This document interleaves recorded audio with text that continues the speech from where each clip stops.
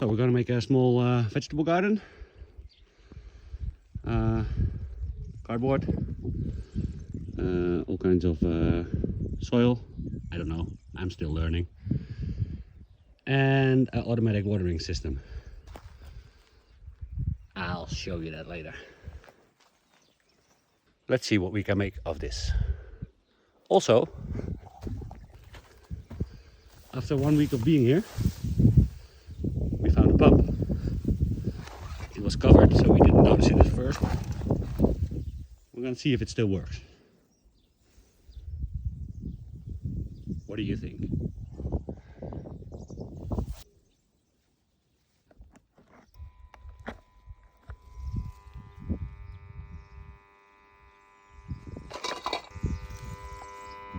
That doesn't sound too well.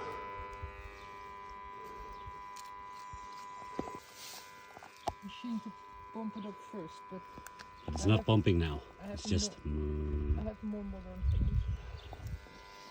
more modern than this. Yeah.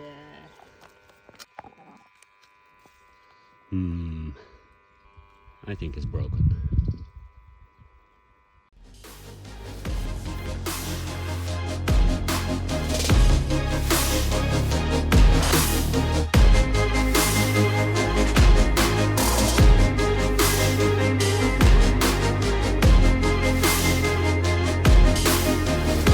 We now have hail.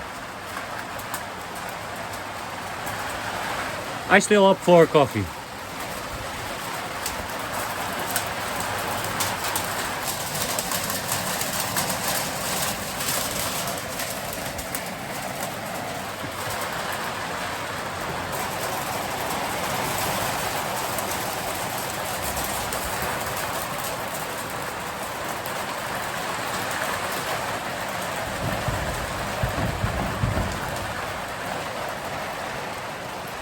Coffee is over there. We are here. I see a problem.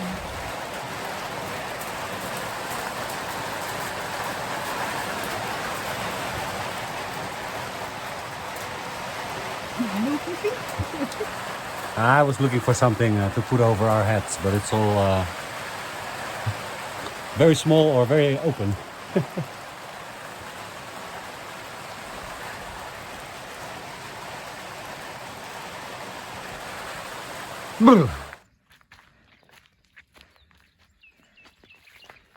It's a lot of work, right? Hard work.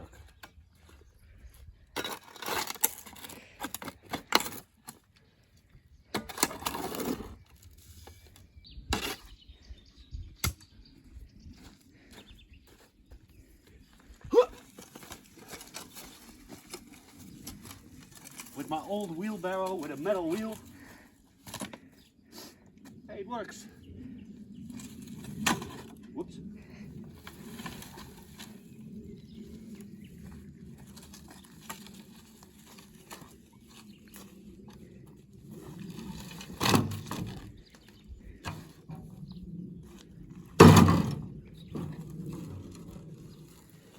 Still my aim is a little off.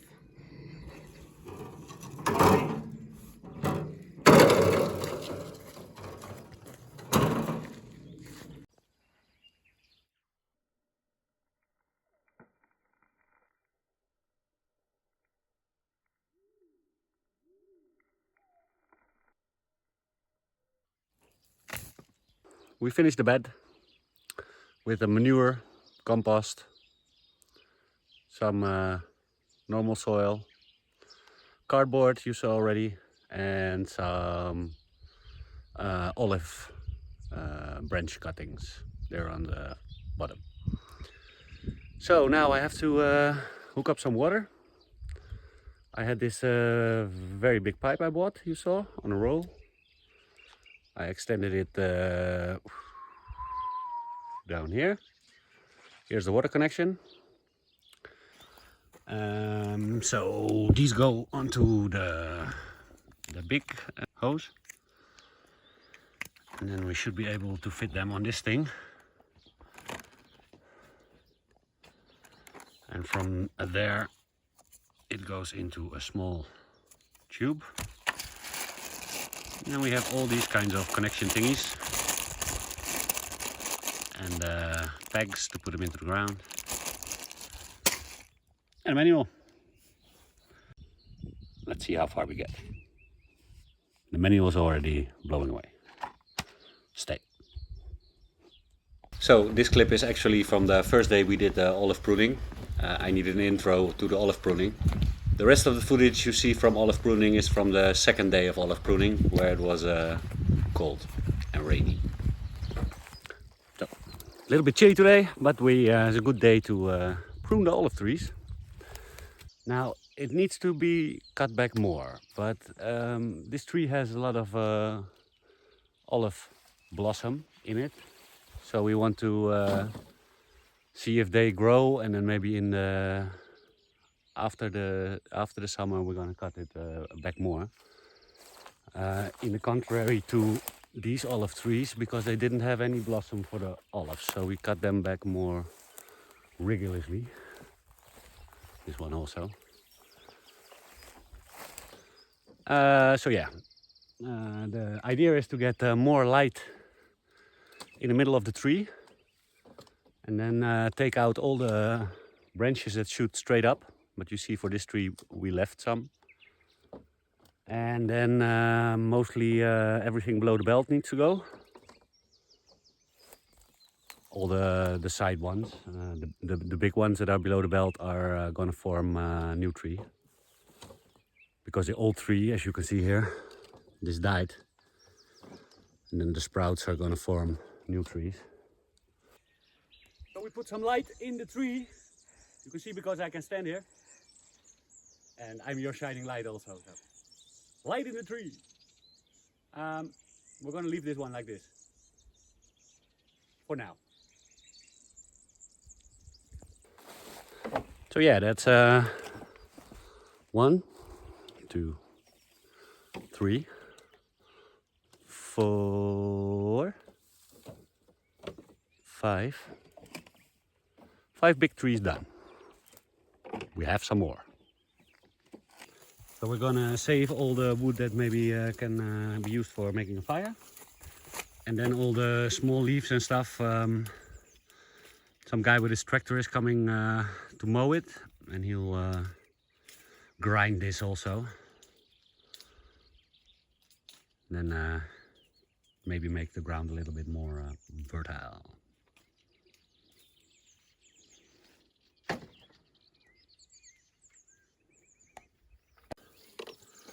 So this tree can be cut rigorously, because it doesn't have any olives and it really needs pruning. A lot of dead trees, dead branches. But look how big this tree was. This may be maybe more than 200 years. It is really big. But yeah, it died at some point. And for this tree now we have to look what branches are gonna form the new tree. So probably some of the biggest we leave, and the rest we're all gonna cut away. Let's do this. I'll show you the end result. This is not watch for time lapse. We'll do this one on a time lapse.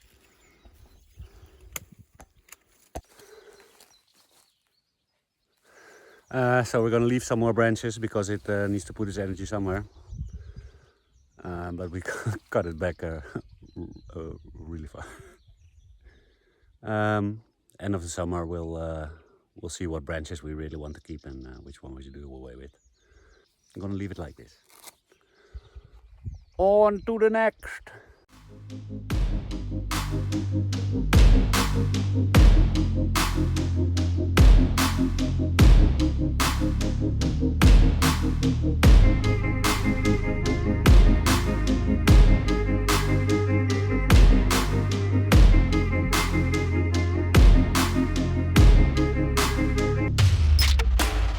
Yeah, turns out we're still leaving it as a bush because all these branches have nice olives and we don't want to cut them away straight away, but maybe that is the way to do it.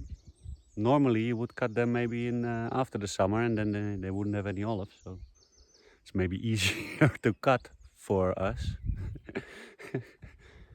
Yeah, they're probably gonna grow all at the same rate, so after summer we'll see which ones we cut. It does have a lot of light in the top. That's good. I'll do another video in September, October, when when we're gonna cut it again. On to the next tree. It's behind here.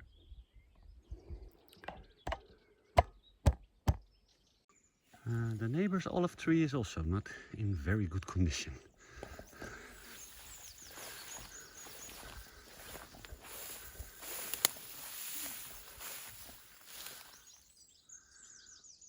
Nope. This one doesn't have as many olives. But why? Okay. Let's prune the tree.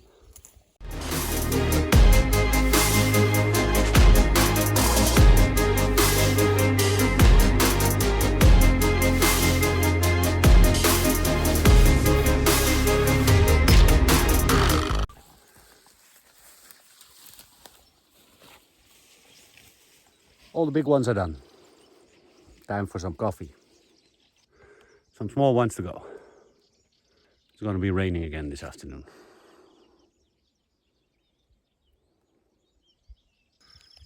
This is what they look like before.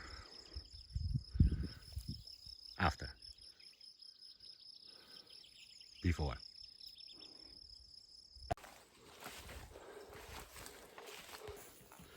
Firewood.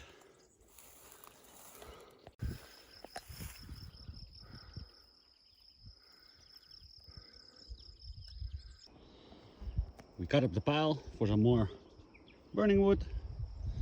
Tomorrow the mower is going to mow all this in small pieces. We need to do one more. That's a big one down there, but it's filled with brambles and all kind of other trees. So we're gonna take another cup of coffee first. The rest is all done. All small ones here in the middle. Hope they start growing. Coffee? So the last one is definitely the hardest one. It's overgrown with brambles. This one didn't have any maintenance at all. So yeah, I'm gonna dig in there.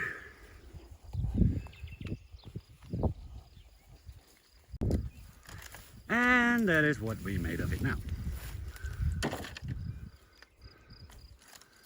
This one didn't have maintenance for a long time. So we cut it back a lot. Now see how it holds up till the end of the year. And then we check them all again. Now we still need to clean up some firewood. And yeah, this was your course one of cutting olive trees. See you back in autumn. Well, for the olive trees.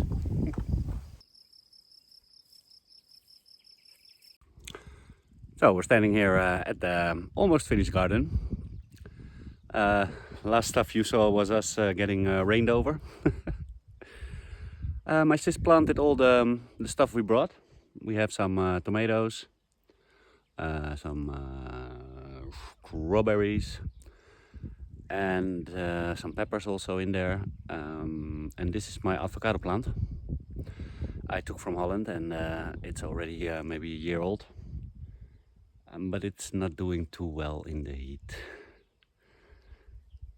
Because in Holland it got maybe in my living room not too much light, and it never got used to the heat. So we need to see what comes from him. Let me show you what we did. It's about maybe a little over 10 centimeters of layer. It should be normally a little bit higher.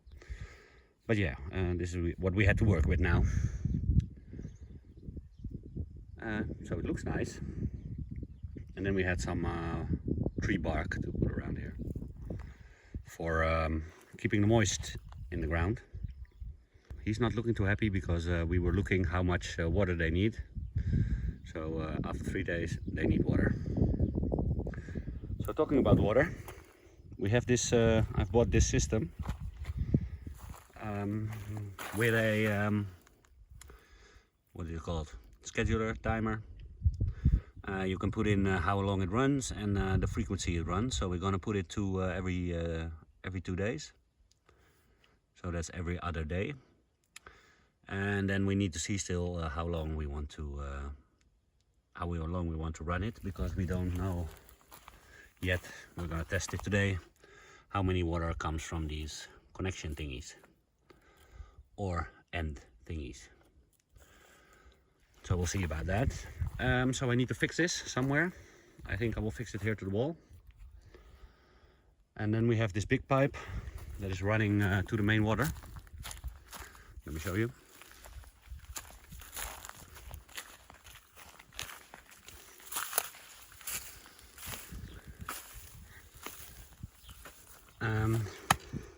It's now hooked to here, but this is not the right connection because it leaks a lot.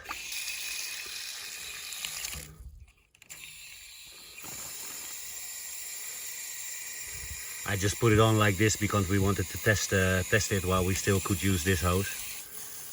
But these water pipes, they need to be connected with another kind of a connection that I still have laying over there. And then we're gonna use this thingy to put it straight onto the crane, and then hook this pipe with another connection in there, in here. So this needs to come off. So yeah, that's for the water situation, for the garden. I'm now gonna put it in and show you what we've got. So we connected the hose. I still need to put this on the wall. Here we made a T connection going to the tomatoes, going to the strawberries, and back onto the peppers. And then the other T connection goes down here, past these two plants, to the avocado and to the other strawberries. And then we had some pumpkins, but we're going to put them outside the field because they're going to grow really big. You see them here. This is from 3 days. Mega leaves. So for this end point, we're going to leave it open. Apparently it can be left open. The pressure is not much less. And then we just divide it with a couple of roof tiles, and we're going to put them here.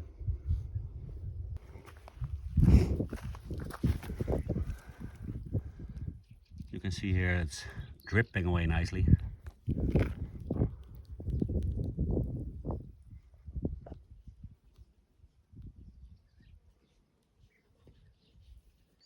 So we set them all up. Some points I connected it to the poles just to keep it in place. My sister found a nice idea for the pumpkins. So it's running the water here in this pipe, and it has a couple of holes. And it's gonna drip it out to here. Decided not to hang the thing. At first it has no connection points, and two, it stays right there. For tomorrow morning we're gonna test it. Run time, we're gonna set to, how long will we run it? An hour? Yeah, that's okay. To run it for an hour. And then the frequency, because we want to test it, we're leaving tomorrow. We want to test it over 12 hours. So tomorrow morning we can see, let me see, this is reset 1, 2, 3, 4, 6, 8, 12. So that's 12 hours from now. It's gonna water for 60 minutes. Well, let's hope it does that.